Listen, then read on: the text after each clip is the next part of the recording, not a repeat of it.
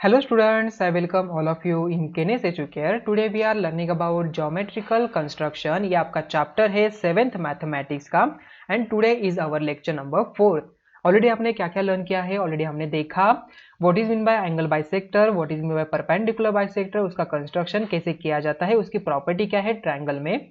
Then हमने यहाँ पर ट्रायंगल के कंस्ट्रक्शन देखा. वहां पर हमने अगर आपको तीन साइड अगर गिवन हो या तो यहाँ पर one angles and two side अगर आपको गिवन हो या तो two angles and one side given हो, हाइपोटेन्यूस अगर गिवन हो राइट एंगल ट्रायंगल की एंड वन साइड अगर आपको गिवन हो तो वो ट्रायंगल कैसे कंस्ट्रक्ट किए जाते हैं, ये सभी केसेस हमने लर्न किया. तो in the lecture number 4 we are learning about the congruency. Congruence segment क्या होती है, ओके कॉन्ग्रुएंस का मतलब क्या होता है, ये सभी बातें हम इस पूरे चैप्टर में लर्न करेंगे. तो आइए स्टार्ट करते हैं लेक्चर नंबर 4 को. अभी कॉन्ग्रुएंस ऑफ सेगमेंट होता क्या है, आइए उसे जान लेते हैं. यहाँ पर एक एक्टिविटी है, टेक अ रेक्टेंगुलर पेपर. आपको एक रेक्टेंगुलर पेपर लेना है, place two opposite sides one upon the other. आप क्या करेंगे, जो उसकी एक एज है उसे आप क्या करेंगे सेकेंड एज के ऊपर रखेंगे. यस रख दिया. सो दे कोइंसाइड एग्जैक्टली, दोनों भी क्या करेंगे यहाँ पर कोइंसाइड हो जाएंगे एग्जैक्टली. सो अभी सेकेंड एक्टिविटी देखिए, यहाँ पर ए बी सेगमेंट है और यहाँ पर पी क्यू सेगमेंट है. अगर आप इसे काउंट करते, ये डायग्राम आपको आपके नोटबुक या तो आप नोटबुक में ड्रॉ करिए, ट्रांसपेरेंट जो आपका पेपर है उससे, या तो आपके बुक में भी ये डायग्राम आपको दी हुई है. ओके, तो वहां से आप इस जो सेगमेंट है A B and P Q का यहाँ पर मेजर करिए. अगर मैं यहाँ पर मेजर करता हूँ तो मुझे यहाँ पर मिल जाता है कि ए बी यहाँ पर 3 सेंटीमीटर है and P Q is also 3 centimetre. So I will write over here length of A B is equal to 3 centimetre and length of P Q is also 3 centimetre. तो एक्टिविटी नंबर 1 मैंने भी यहाँ पर conduct किया and activity number 2 भी मैंने यहाँ पर कंडक्ट किया. तो यहाँ पर मुझे क्या पता चला, when I match this two edges of the paper they coincide each other. वो क्या होती है, कोइंसाइड हो जाती है. मतलब इसका एज, इसका फर्स्ट पॉइंट एंड इसका सेकंड पॉइंट, ये दोनों भी इस पॉइंट से मैच हो जाते हैं एग्जैक्टली. सो अभी जब मैंने यहाँ पर टू सेगमेंट्स यहाँ पर देखिए, यहाँ पर काउंट किया, इनके डायमेंशन भी यहाँ पर मुझे क्या मिल रहा है, इक्वल मिल रहे हैं. So are they of the same length, yes ये दोनों भी क्या है सेम ही लेंथ के है. So you can not pick up and place one segment over the other. आप क्या कर दिए कि इस सेगमेंट को आप यहाँ पर उठा के इसके ऊपर रख सकते हो, नहीं इसे तो नहीं कर सकते बिकॉज ये ऑलरेडी कंस्ट्रक्ट किया हुआ है, ड्रॉ किया हुआ है. तो इसे आप उठा के इसे इसके ऊपर रख के आप नहीं चेक कर सकते. सो हम क्या करेंगे, एक ट्रेस पेपर से इसे यहाँ पर ट्रेस करेंगे. So trace the segment A B along with the names of the points on a sheet of a transparent paper. Place this new segment on segment PQ. अभी हम क्या करेंगे, इस AB को PQ के ऊपर रखेंगे. तो यहाँ पर हम इसे जो हमने ट्रेस किया है AB का, उसको हमें PQ के ऊपर रखना है. So verify that if point A is place on P, जो A पॉइंट है ये P के ऊपर आ रहा है कि नहीं, एंड B पॉइंट यहाँ पर एग्जैक्टली Q के ऊपर आ रहा है कि नहीं, हमें यहाँ पर चेक करना है. Okay, so verify that if point A is placed on point B, then B falls on Q.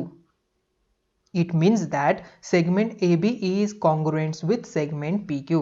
अगर यहाँ पर कोई भी सेगमेंट इक्वल लेंथ की हो, मतलब अगर मैंने इसे उठा कर यहाँ पर मैच कर दिया, तो उसका जो first segment and second segment यहाँ पर मैच हो रहा है, एग्जैक्टली मैच हो रहा है, कोइंसाइड हो रहा है, तब हम क्या कहते हैं कि ये जो सेगमेंट है दोनों भी ये क्या है, कॉन्ग्रुएंट है विथ ईच अदर. ओके, तो it means that segment A B is क्या है, कॉन्ग्रुएंट है with segment P Q. Okay, so congruent आपको समझ में आ गया. अभी कॉन्ग्रुएंस का मतलब क्या होता है, कॉन्ग्रुएंट मतलब एग्जैक्टली मैच हो रहा है.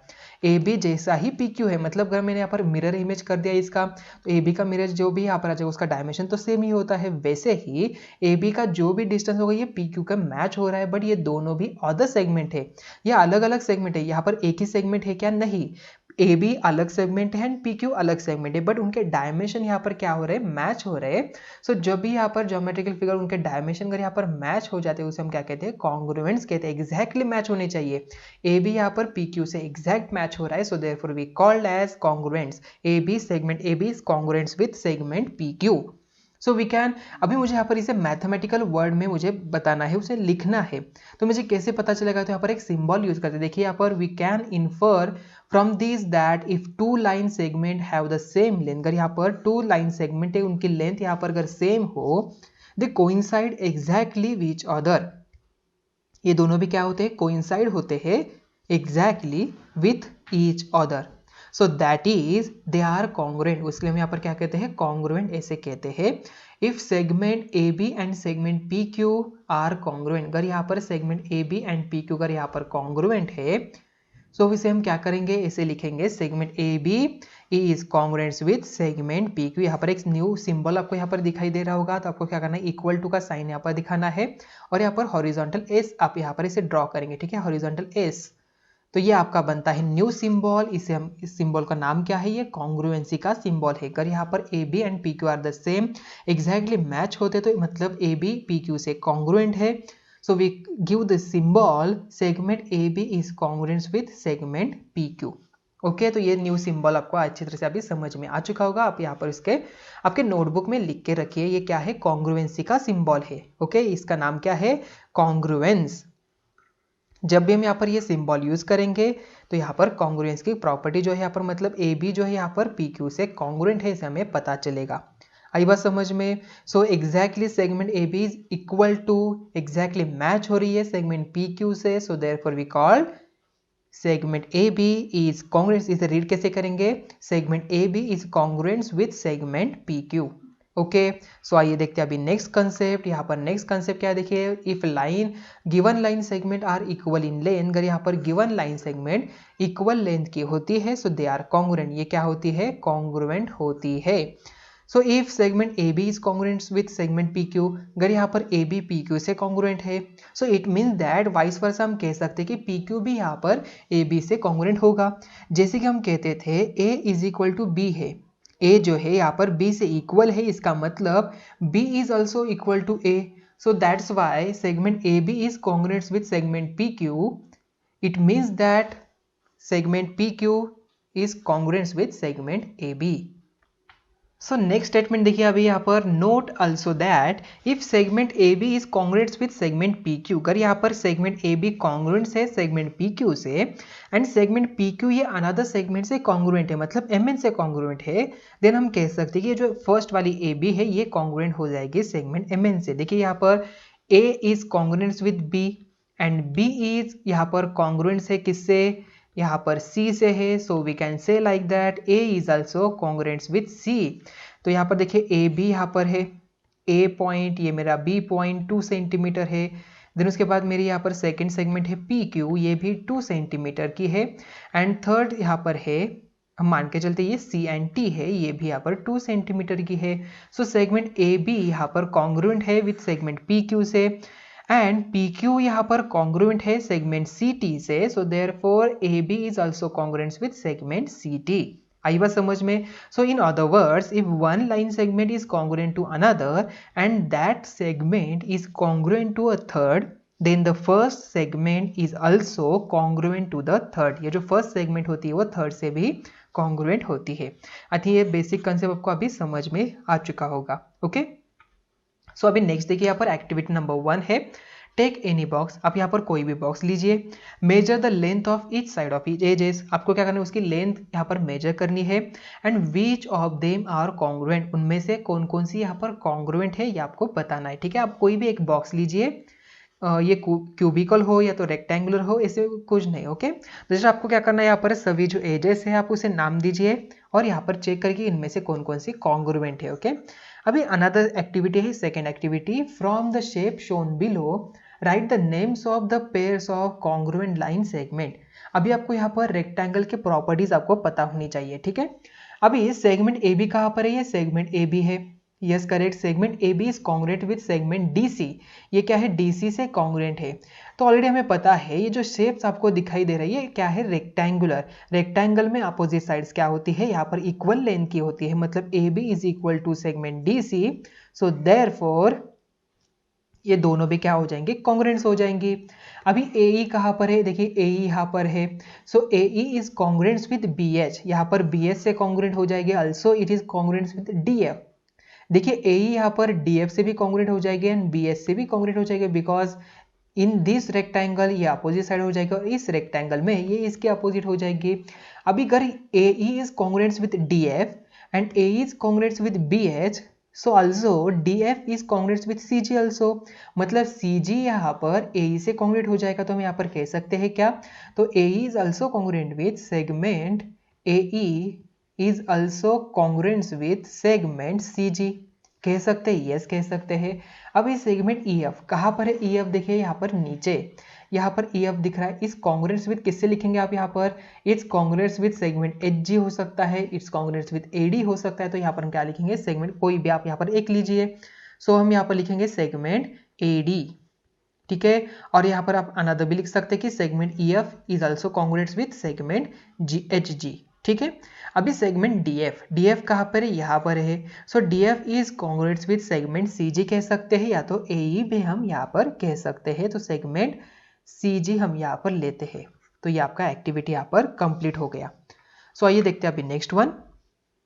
अब तक देखिए स्टूडेंट्स, हमने यहाँ पर कॉन्ग्रुएंसी ऑफ सेगमेंट यहाँ पर लर्न किया। कॉन्ग्रुएंसी ऑफ सेगमेंट में क्या होता है, अगर आपको यहाँ पर कोई भी सेगमेंट्स दिया हो, अगर उनकी लेंथ अगर यहाँ पर इक्वल हो, तो हम क्या कहते हैं, ये दोनों भी सेगमेंट क्या है, कॉन्ग्रुएंट्स है विद ईच अदर। तो यहाँ पर हम कौन सा सिंबल यूज करते हैं, कॉन्ग्रुएंसी का सिंबल यूज करते हैं। अभी हमें कंसेप्ट लर्न करना है कॉन्ग्रुएंस ऑफ एंगल्स। अब तक हमने सेगमेंट देखा, अभी एंगल्स में कॉन्ग्रुएंस क्या होता है। So observe the given angles and right the names of those having equal measures. इनमें से किसका यहाँ पर इक्वल मेजर्स है हमें यहाँ पर बताना है। देखिए यहाँ पर 35 डिग्री है, means it is acute angle. So also here 35 degree is also acute angle. So मतलब ये दोनों क्या हो रहे हैं, मैच हो रहे हैं। ये यहाँ पर 90 डिग्री है, यहाँ पर भी 90 डिग्री है, मतलब ये इससे मैच हो रहा है। और ये 100 डिग्री है, मतलब यहाँ पर ये दोनों भी एंगल क्या हो रहे हैं, मैच हो रहे हैं। तो इसका मतलब हमें क्या पता चलता है स्टूडेंट्स, यहाँ पर एंगल्स जो है यहाँ पर कॉन्ग्रुएंट्स है। अगर हम कहते रहे सेगमेंट यहाँ पर इक्वल डायमेंशन के हो, तो ये दोनों भी कॉन्ग्रुएंट्स होती है। इसका मतलब अगर यहाँ पर एंगल भी इक्वल मेजर के हो, तो वो एंगल भी क्या होते हैं, कॉन्ग्रुएंट्स होते हैं। So therefore we can write as angle ABC is congruents with, किससे हो जाएगा, एंगल SPM से हो जाएगा। RTS या तो SRTI से नहीं होगा, बिकॉज इनका मेजर और इसका मेजर अलग है। So angle ABC is congruents with angle SPM यहाँ पर कह सकते हैं। देन उसके बाद एंगल का सिंबल डाल देना है आपको यहाँ पर। Angle NIT is congruents with angle SRI यहाँ पर हो जाएगा, ओके। एंड लास्ट में angle PTQ is congruents with किससे, एंगल RTS से यहाँ पर हो जाता है, ओके। सो आई थिंक अभी आपको कॉन्ग्रुएंस ऑफ एंगल्स भी क्या होता है ये समझ में आ चुका होगा। सो देखिए यहाँ पर एक्टिविटी है। So draw two angles, angle LMN and angle XYZ of 40 degree each. आपको क्या करना है, टू एंगल्स आपको यहाँ पर बनाने हैं। यस मैंने बना दिया। एक एंगल है LMN एंड अनदर एंगल है यहाँ पर XYZ, each edge shown in the figure. Trace the arms of LMN and the names of the points on a transparent paper. Now lift the transparent paper and place the angles you obtain on angle XYZ. आपको क्या करना है, इस element को trace paper पे trace करना है, और जो भी ट्रेसिंग डायग्राम आपकी बनेगी उसको आपको क्या करना है, यहाँ पर XYZ के ऊपर रखना है, ठीक है। तो आपको यहाँ पर क्या पता चल जाता है कि LMN एंड XYZ के जो आर्म्स है ये क्या हो रहे हैं, एग्जैक्टली मैच हो रहे हैं। So observe that if point M is placed on Y and ray MN on ray YZ, then ray ML falls on ray YX। अगर यहाँ पर देखिए M पॉइंट मैच हो रहा है Y से, एंड LM अगर यहाँ पर मैच हो रहा है XY से, एंड MN ऑल्सो इज यहाँ पर मैच हो जाएगी YZ से। So therefore we can infer that angles of equal measures are congruent। यहाँ पर हम क्या कहते हैं, ये दोनों भी एंगल क्या है यहाँ पर congruent से। The congruence of angles does not depend on the length of their arms, okay. Because देखिए आर्म से हम यहाँ पर हम इससे रे से शो कर सकते हैं, तो रे आप यहाँ पर एक्सटेंड कर सकते हैं यहाँ पर। तो जो आर्म से on the basis of that हम यहाँ पर नहीं कह सकते कि दोनों एंगल कॉन्ग्रुएंट है, बट इनका मेजर से, एंगल्स के मेजर से हम यहाँ पर बता सकते हैं। अगर मैंने यहाँ पर इसे स्मॉल एंगल यहाँ पर बना दिया और इसे मैंने प्लेस कर दिया यहाँ पर, एग्जैक्टली यहाँ पर मैच हो रहा है, मतलब ये दोनों भी एंगल यहाँ पर एग्जैक्टली मैच हो जाते हैं। सो यहाँ पर congruency of angle is not depend on the arms of the angles. So the congruence of angles does not depend on the length of their arms, it depends upon the measures of those angles. That angle LMN is congruent with angle XYZ is written as angle LMN is congruent with angle XYZ। क्या हम यहाँ पर लिख सकते हैं, angle LMN is congruent with angle XYZ, okay.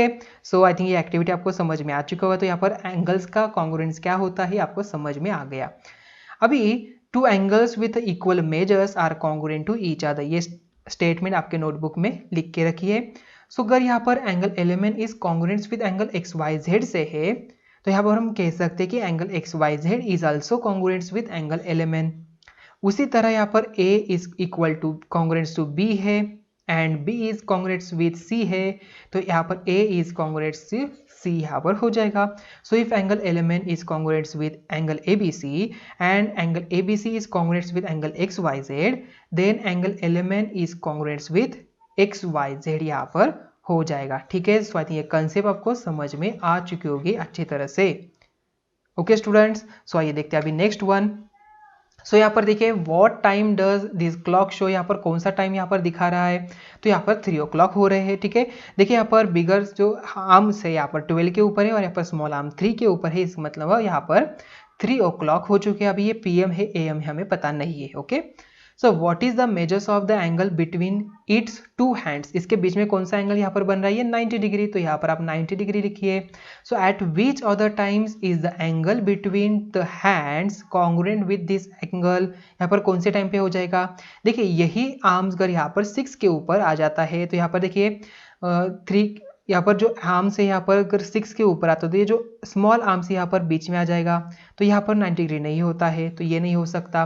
Then after हम यहाँ पर कह सकते हैं कि ये स्मॉल आर्म्स अगर यहाँ पर 9 के ऊपर आ जाता है तब यहाँ पर ही इनका बीच वाला जो एंगल है ये भी 90 डिग्री हो जाएगा। ओके, या तो हम ऐसे भी कह सकते हैं कि यहाँ पर जो स्मॉल आर्म यहाँ पर 4 के ऊपर आ रहा है देन यहाँ पर 1 के ऊपर होगा तो फिर भी यहाँ पर क्या हो जाएगा, हो सकता है नहीं, बिकॉज देखिए 1 के ऊपर है इसका मतलब यहाँ पर जो 4 के ऊपर नहीं हो सकते, थोड़ा सा ये आगे जाएगा। ओके, एग्जैक्टली 4 के कब होगा, अगर यहाँ पर ये बिगर आर्म यहाँ पर 12 के ऊपर है और स्मॉल आर्म यहाँ पर 4 के ऊपर, तो यहाँ पर एंगल जो है 90 डिग्री नहीं बनता है। तो यहाँ पर हमें क्या पता चला, अगर यहाँ पर जो स्मॉल आर्म से यहाँ पर 9 के ऊपर होगा एंड बिगर वन यहाँ पर 12 के ऊपर होगा तो इनके बीच वाला जो एंगल यहाँ पर 90 डिग्री यहाँ पर बनता है। So therefore write down as 9 o'clock। ठीक है, सो आई थिंक ये एक्टिविटी आपको समझ में आ चुकी होगी। अभी देखिए अभी हमें लर्न करना है कॉन्ग्रुएंसी ऑफ सर्कल। अब तक हमने क्या देखा, कॉन्ग्रुएंसी ऑफ सेगमेंट देखा, उसके बाद हमने कॉन्ग्रुएंसी ऑफ यहाँ पर एंगल देखा। अभी कॉन्ग्रुएंसी ऑफ सर्कल क्या होता है, अगर यहाँ पर कोई 2 सर्कल्स हमने ड्रॉ किया और उनकी रेडियस अगर यहाँ पर इक्वल डायमेंशन की है तो हम क्या कहते हैं, ये दोनों सर्कल जो है यहाँ पर क्या है, कॉन्ग्रुएंट्स है। एक्टिविटी नंबर 1 देखिए, observe the circles in the figure above, draw similar circles of a radius 1 centimeter, 2 centimeter, 1 centimeter and 1.3 centimeter on a paper and cut out these circle discs. Place them one upon the other to find out which ones coincide exactly। आपको ये activity करके देखनी है students. Observation हमें क्या मिलता है, the circles in AC coincide, circles in figure BC and figure AD do not coincide. देखिए यहाँ पर A एंड C यहाँ पर कोइंसाइड हो रही है। देन आफ्टर दैट यहाँ पर देखिए जो B है एंड D है यहाँ पर कोइंसाइड नहीं होती है। Okay, so figure in figure A and D do not coincide. देखिए B एंड C कहाँ पर है, देखिए B एंड यहाँ पर है ये 2 सेंटीमीटर का है, यहाँ पर C यहाँ पर 1 सेंटीमीटर। अगर हम यहाँ पर 2 सेंटीमीटर वाली अगर यहाँ पर ड्रॉ करते हैं तो ये एग्जैक्टली मैच हो जाएगी। देन आफ्टर दैट देखिए circles which coincide exactly are said to be congruent circle, तो हम इसे क्या कहते हैं, कॉन्ग्रुएंट सर्कल कहते हैं। देखिए यहाँ पर A एंड C से यहाँ पर एग्जैक्टली मैच हो जाएगा, तो ये दोनों बिल्डिंग सेम हो रही, मतलब ये दोनों सर्कल जो यहाँ पर क्या है, कॉन्ग्रुएंट्स है। Okay, so get bangles of different sizes but equal thickness and find the congruents one among them. ये एक्टिविटी आप करके देखेंगे। अनदर एक्टिविटी है find congruent circles in your surrounding. आप क्या करेंगे, कॉन्ग्रुएंट सर्कल आपके सराउंडिंग में फाइंड आउट करेंगे। एंड लास्ट एक्टिविटी है take some round balls and plate, place their edges one upon the other to find the pairs of congruent edges. आप क्या करेंगे, कॉन्ग्रुएंट एजेस यहाँ पर फाइंड आउट करेंगे। यदि आपको अभी समझ में आ चुका हो कि कॉन्ग्रुएंस ऑफ सर्कल क्या होता है, अगर यहाँ पर किसी भी सर्कल हो उसका एज अगर यहाँ पर अनदर सर्कल से मैच हो रहा है, इसका मतलब उसकी रेडियस या तो डायमीटर क्या है, इक्वल डायमेंशन के है, तब हम कह सकते हैं कि ये दोनों भी सर्कल क्या है, कॉन्ग्रुएंट्स है। ओके, सो आई थिंक आज के सभी कंसेप्ट आपको समझ में आ चुका होगा। तो स्टूडेंट देखिए, so circles of equal radii are क्या होते हैं, कॉन्ग्रुएंट साइड सर्कल्स होते हैं, या तो हम कह सकते हैं रेडिया की जगह पर डायमीटर भी। The circles of equal diameter are congruent circle. Okay, तो स्टूडेंट्स आज के इस लेक्चर में हमने कौन कौन सी कंसेप्ट लर्न किया, आज के इस लेक्चर में हमने कॉन्ग्रुएंसी क्या होता है वो कंसेप्ट लर्न किया। कॉन्ग्रुएंसी में हमने congruent segment, congruence angle and congruence यहाँ पर सर्कल के बारे में हमने लर्न किया। ठीक है, सो आई थिंक आज का लेक्चर आपको समझ में आ चुका होगा। तो स्टूडेंट्स मिलते हैं नेक्स्ट वीडियो में। Thank you.